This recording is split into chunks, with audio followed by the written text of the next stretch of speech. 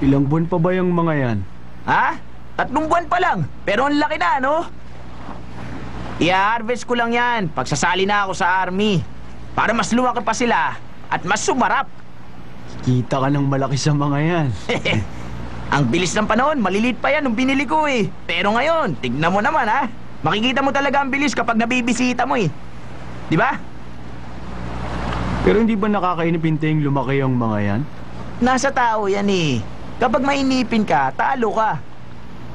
Kaya puhunan mo din yan eh. Kaya hindi ko iniisip ang mga ganyan.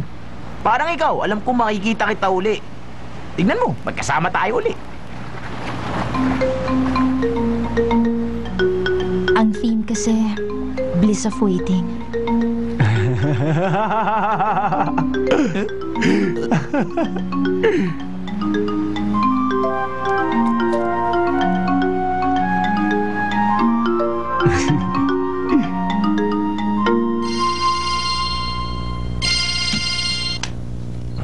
Hello?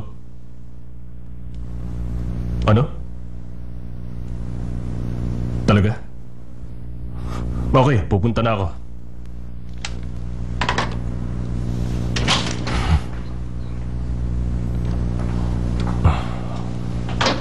Shelly.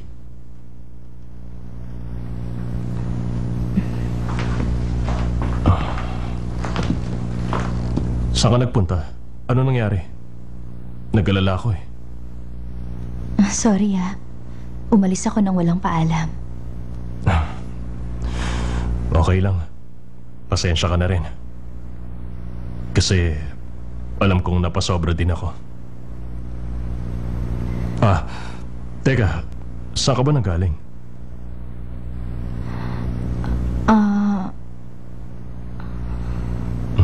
Okay lang. Kahit na hindi mo sabihin. Naiintindihan ko. Next time na lang. Salamat at naintindihan mo. Ikaw, saan ka naman pupunta? Ako? Sa kitchen lang ako. May mga abalone na dumating. Abalone? Oo. Kaya lang, hindi nila alam kung sinong nagpadala.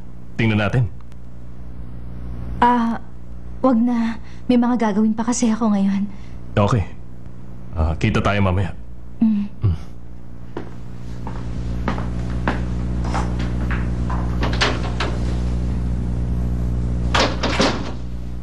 Sino umorder ng mga to? Hindi ko alam to Kung hindi si Director O.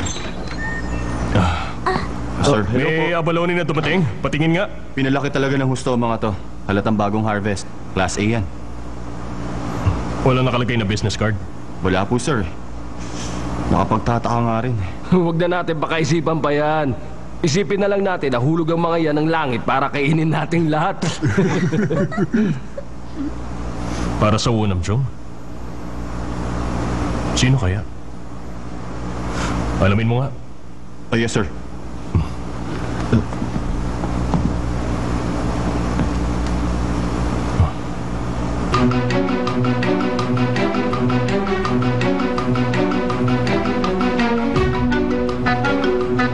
Patingin ulit. Tignan nyo. Ang gaganda nito. Halatang culture ng mga to.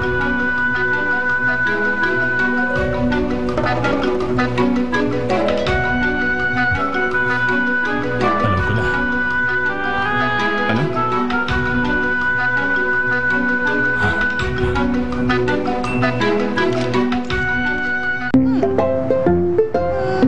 Hi, Bam! Mama, meal time.